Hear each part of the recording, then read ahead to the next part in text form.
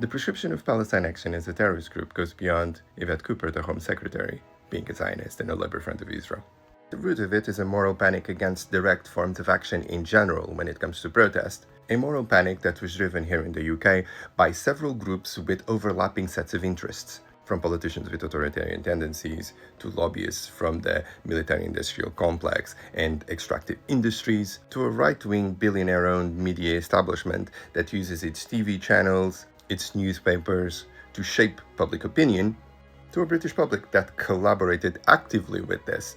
because they were convinced that the preservation of their comfort was more important than their right to protest. Because this all started with the Extinction Rebellion and the demonization of the fact that they carried out a very well-known British tradition of direct action. They were the canary in the coal mine, and they were the opportunity that was exploited by all of the interest groups that I mentioned before to change the policy framework by which we evaluate terrorism.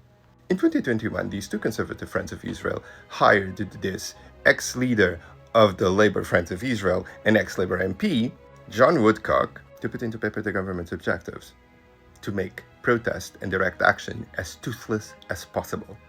And as a lobbyist for the arms industry and the fossil fuels industry, he was the perfect person to do so. So he creates this framework that considers equal the far-right movement, BLM, the environmental movement, and the pro-Palestinian movement. Palestine Action gets mentioned directly by name, as does Elbit Systems. And despite coming into power with promises of change, Yvette Cooper and Keir Starmer maintained not only the legal framework that stopped us from protesting, but also made this proposal the running policy of the government. When they're describing Palestine Action as a terrorist group, they're not just defending Israel, although they are also doing that.